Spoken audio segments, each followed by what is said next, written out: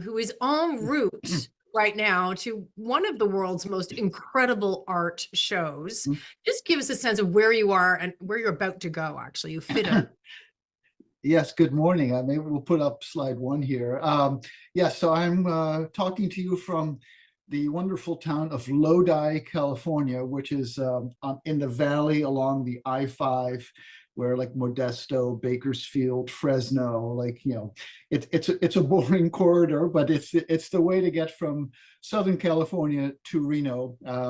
And so we are in our pilgrimage. My son and I and my daughter will meet us in the desert, but we're on our pilgrimage to Burning Man, and that is the road we will be traveling tomorrow, which is the road from Reno to Black Rock City. And so we do our big annual ritual. I run a camp. You see the mysterious briefcase there in the back. It's called Feed the Artist. That? Okay. It's one of these desert-proof, you know, waterproof, dust-proof cases that is looks more mysterious than it is, but it has all the important documents and keys to containers and, you know, all of that good stuff, that the wristbands that our campers get so that we know who they are. Anyway, so amazing. so we're en route and chefs. Yeah. So we're called Feed the Artists, and we are a commercial. We're a food camp. We have a full commercial kitchen, all running on propane, 100 miles from nowhere. And in the next 2 weeks, we'll feed about 5,000 people. So that's what we do.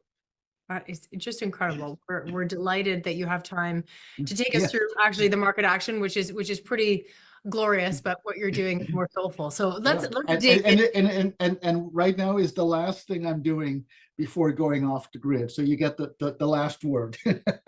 So literally you fit us in. Thank you, Jurrien Timmer, for this. So let's go into what we've seen in the last couple of weeks and actually where we are year to date, if we take a look at the equity story. Yeah, so let's go to slide 12. So, you know, it's been a hell of a year, of course. We started the year with the Fed pivot, or the expected pivot. Of course, it didn't quite happen until in the coming few weeks. And then we had more lopsided, you know, mega cap domination, and we got the rotation in July after the CPI report, which finally gave the Fed the green line to execute on its bias to ease, and that created some turmoil.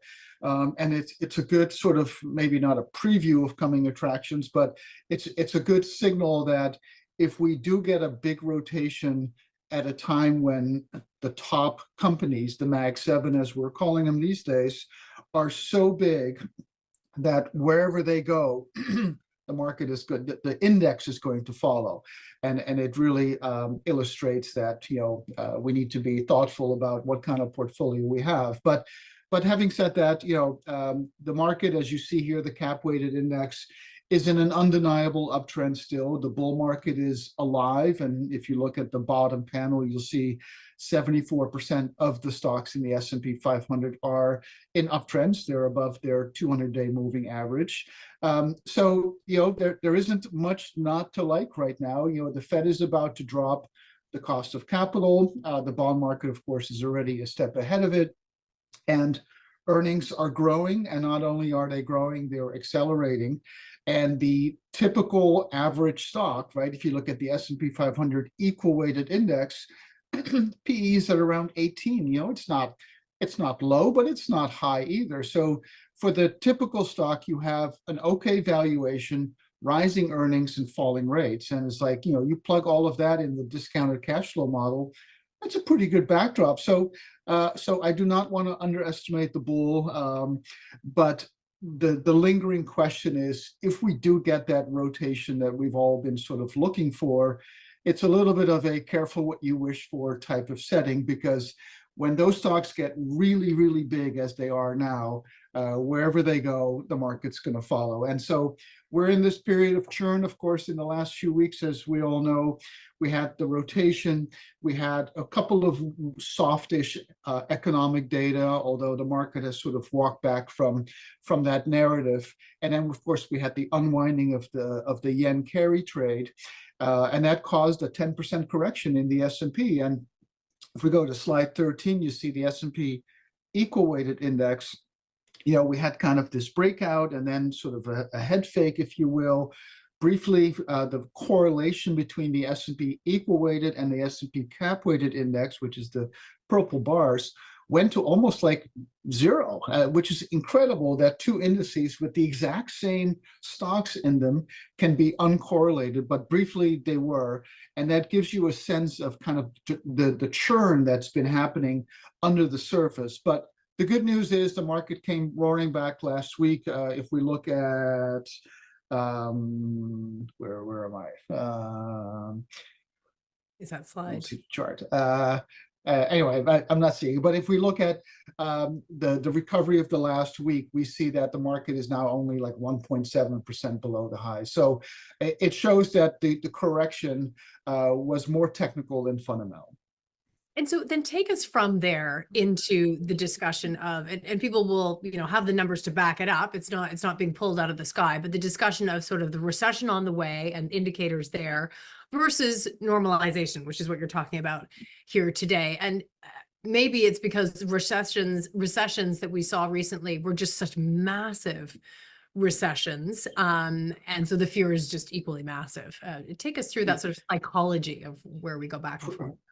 Yes, for sure. So if we pull up slide 2, and this is one, so there's two parts of this question. The first one is that, the pandemic was such an extraordinary event. I mean, the entire global economy just shut down. And then we had this, really big stimulus coming out of it, both the fiscal and the monetary. And it kind of renders traditional market cycle analysis almost, I wouldn't say it renders it moot, but it's certainly a big asterisk behind it. So if we look at this chart, you see the S&P in the top, and we see in the purple bars, this is the Fed's weekly economic index, which is a kind of a high frequency, real-time view into the economy. And you see that crash, then the rebound, and now the normalization. And so when you look at things like the yield curve and maybe softer unemployment data or employment data, I think it's tempting to say, okay, that recession is finally happening. But again, it's coming after such an extraordinary period that maybe this is just a normalization of the excesses in both directions that we saw during the pandemic. And certainly the chart, when you look at the economic forecasts, not that they're always right, and you look at the Fed's index, it suggests just normalization. And normalization means that the growth rate is going to go from really bad to really good to somewhere in the middle. And you can see in those purple bars that it's sort of just trending pretty much on trend. But to your other point, we have so few recessions these days, right? In the old days, when we had a more sort of agricultural and then industrial economy, you had recessions first every 2 years, right? You had these boom bust cycles when this was an agrarian economy, and then it became more industrialized, and then you had kind of your every 4 years recession. That was the typical business cycle of 4 or 5 years. And then the economy became more service oriented, and also the Fed became a player in the cycle in terms of trying to mitigate cycles, right, by easing and by tightening. And since those days, let's say the 1950s, we've had recessions only like one every 10 years, or maybe even one every 15 years. And so the last big recession, of course, was we had a recession during COVID, but that was a very short one. But the one that I think most people remember, as you indicated, is the financial crisis, which was already, 16 years ago, 2008. And that was a severe recession and a financial crisis, right? And that's the distinction I think people should make, is that recessions can be kind of garden variety. Yeah, earnings go down, jobs are lost, which is certainly not something we want to minimize. But the perfect storm recessions are ones where the recession happens while there is too much leverage in the economy or the financial markets. And that's what happened with the financial crisis. The banks were way over their skis. And so you had the contraction in demand with all that leverage and all the margin calls, and that created a financial crisis. But those are very, very rare. So even if we did get a recession next year, which is certainly plausible. I mean, they do happen. That doesn't mean, the sky is going to fall and the market goes down 50%. Like that, those are kind of 100-year storm outcomes. And so that's something to keep in mind even if we do get a recession.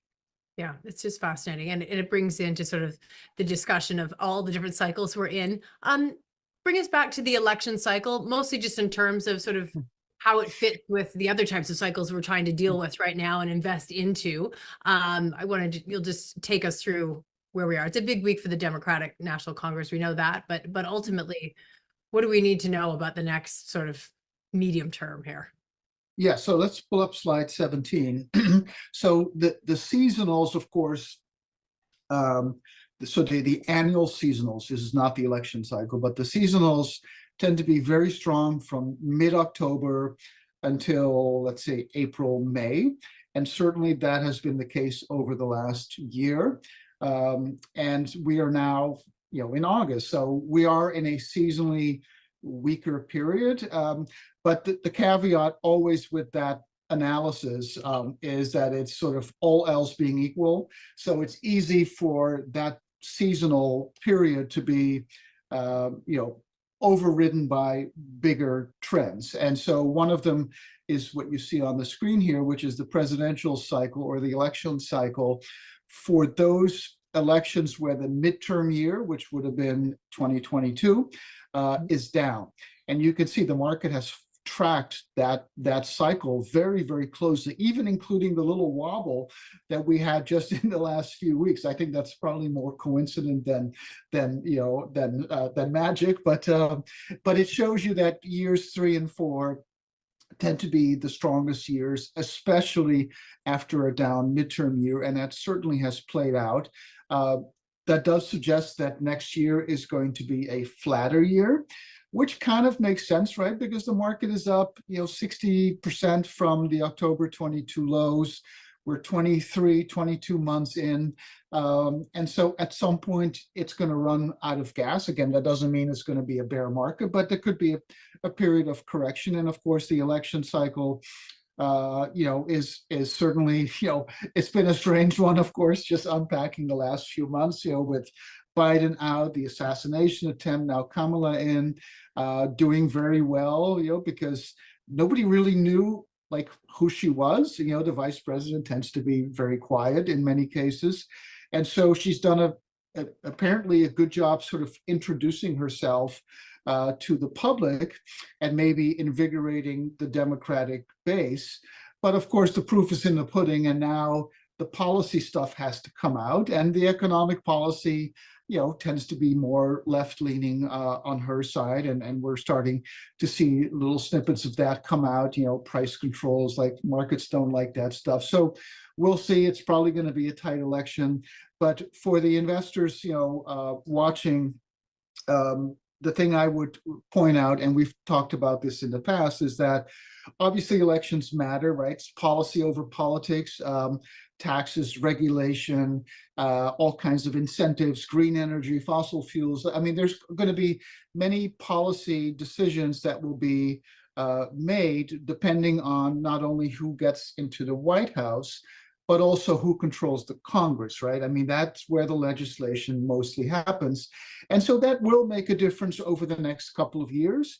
But we have this really cool thing in the American political system where we have midterm elections, and midterm elections tend to course correct more extreme outcomes during the presidential election. And so we know that the statistics that generally whoever wins the presidency 2 years later, if it's a sweep of the House and the Senate and the White House, 2 years later, that party will lose the House. And that's happened it happened with Obama, it happened with Trump, happened with Biden. And so that is a way to equalize kind of checks and balances, if you will. And we see that, I don't have the slide this week, but I've shown it before, that if you wait a full four-year period, which is the full election cycle, it makes literally no difference who wins or loses. The outcome is almost identical. And so for the long-term investors watching, that is the thing that I would take away from here. But over the near term, I think it really will come down to if Kamala Harris prevails, which of course nobody knows. If that's the case, will the Republicans take the House and or the Senate? And that does seem to be the likely outcome, just the way the races are unfolding. And the markets will like that. The markets like gridlock. It's maybe a cynical thing to think, but the markets don't like too much regulation. The economy, businesses want the government to stay out of their way. And so if Kamala Harris wins, even with a more progressive agenda, if the Republicans control the Congress, then none of it will pass. And for the markets, I think that actually is a pretty good outcome. Okay, fascinating. There's a question coming in here. It goes back to the data, also goes back to the trifecta of what we saw that sort of had that market downturn. So a few weeks ago, we saw the sharp market reaction to US jobs data, the yen carry trade. Do you foresee another event, and also the rotation out of those big mega cap ones? Do you see something like this happening again? That's the question. I mean, it certainly could, and we are again in that seasonally more choppy period. And again, the seasonals don't suggest the market goes down, but it suggests that it's more of a two-way choppy market. So we are in that window. Obviously, there's lots of speculation about this unwinding of the yen carry trade, whether that was just a wave or the whole thing. And it's really hard to tell. When you look at futures positioning in the yen, for instance, right, it looks like maybe that was the whole thing, but it's really hard to tell. Leverage is often hard to find until it gets unwound. So we don't know. But the thing that I would stress is, even if that happens, or if we have another wave of rotation, those are technical things, right? To me, the most important thing is the fundamentals. Earnings and interest rates and valuation is ultimately what drives the market. And the fundamentals, I think, remain good. The economy is softening, which is not a bad thing, but earnings are growing, they're accelerating. If we look at slide 14, which shows earnings, they are trending higher. And second quarter earnings season is basically wrapping up now. right. And it was a good one, right? The Yeah. growth rate coming in was 9%, coming out it's 13%. And so that's what I would focus on. But yes, there's always going to be air pockets, and like that yen carry trade, like came out of nowhere, like nobody was waiting for that. And so we need to be prepared for that, but think of them as opportunities to rebalance. And if your favorite stocks are all of a sudden down 10%, well, that's an opportunity. Like when I talk to our portfolio managers in Boston, who run really big portfolios, that's how they look at it, right? They see these things as opportunities. If I really like this stock at this price, well, I'm going to like it more at this price. And when others are selling, that's an opportunity for them to be liquidity takers. So there's always a silver lining in these things. Portfolio managers love downturns. It's like going shopping. It's take us back to that trifecta, though, and what it did to the story of Fed, the expectations for Fed rate cuts. And we were back at like maybe 100 basis points, maybe 50 basis points. All of that, it appears, has been pretty quickly walked back. But would an event like that again, which ended up being technical, is it going to have that kind of swing on the expectations of where the Fed rate cuts, the pace of that? It may well, right? And the markets, I like to joke, and we had this conversation earlier this year. They're like a spoiled child, right? So the Fed late last year pivoted, saying, okay, we're going to do, I think it was 3 rate cuts in 2024, and the market said, no, we're pricing in 7. It's like, I mean, give me a break, and so the same thing happened a few weeks ago. So the Fed now has a clear window to execute on its easing bias. And it's likely going to cut 2 times this year, in my view, and some more times next year. And the way I think of it is, we have to figure out where the neutral rate is, right? So inflation right now is at 3. If it stays at 3 and the real neutral rate, or the neutral real rate, is 1, which I think is a fair estimate, Then 4 is the nominal neutral rate. The Fed is at 5 3/8, so that gives it, 6, 7 rate cuts over the full cycle, right? This goes into 2025 and 2026. If inflation keeps dropping and it goes to 2.5 or 2, then neutral could be all the way down to 3, right? And so in this case, I think the market and the Fed are mostly on the same page, but the market's always going to overdo it. And after the payroll number and the purchasing managers number, the market was pricing in, the chance of several 50 basis point cut, jumbo cuts, as we call them. I think that's extremely unlikely unless we're in some sort of an emergency situation, right? Like during COVID, they would go 50, 75, but the Fed really doesn't like to do that. They want to be very deliberate, very predictable in a way. And so 25 at a time. And again, the economy is not falling apart. The economy doesn't really need those rate cuts. So it's much better for the Fed to go more gradual. And, if inflation ends up not falling any further or it comes back up, the Fed doesn't want to have to start undoing its actions. You really lose credibility when that happens. So I think the Fed is doing it exactly the right way. They waited longer than the market was expecting, but I think that was the prudent thing to do. And certainly the markets, are not clamoring through. And again, that 10% correction was mostly technical and not like, okay, the economy is falling off a cliff. There really are very few signs that that's happening. So from everything that you've just said there and your thoughts on where inflation's going, how steady the rate cuts might be, how slow and steady perhaps, there's a question about asset classes. So a question coming in about bonds, then we'll go to gold and Bitcoin. But let's first a question coming in for you, Jurrien. Thoughts on bonds going forward from here? Inflation comes down, it should be good. But what do you think? Yeah, so slide 11. So the good thing about bonds is I do think that they are limited in how much yields can fall.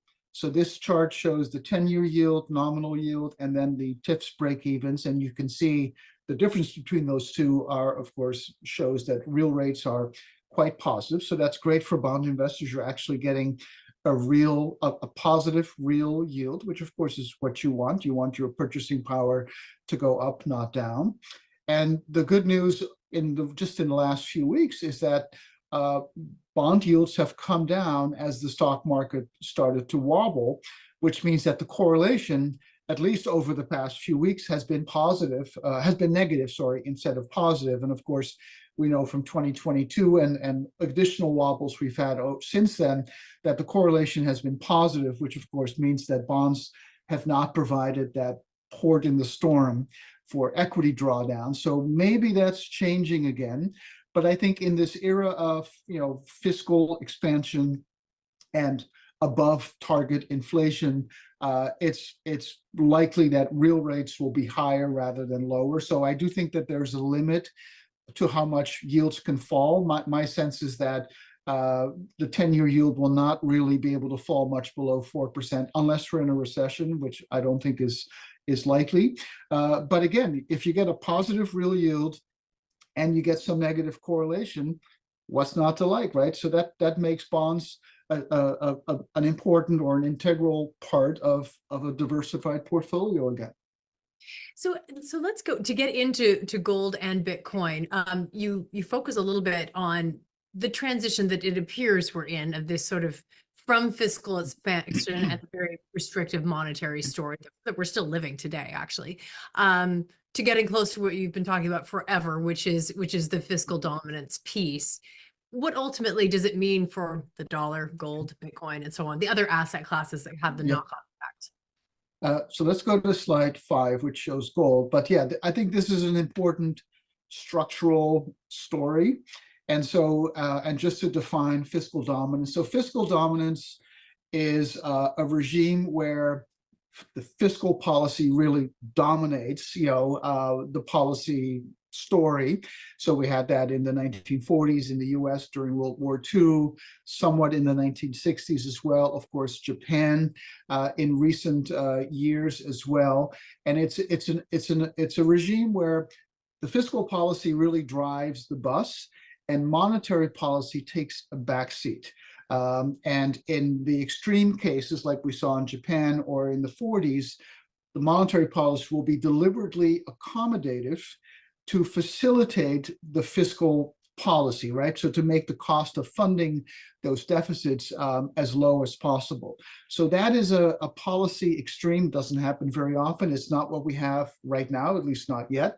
But in that kind of situation, the currency of the country would go down. We saw that with the yen, of course, in recent years.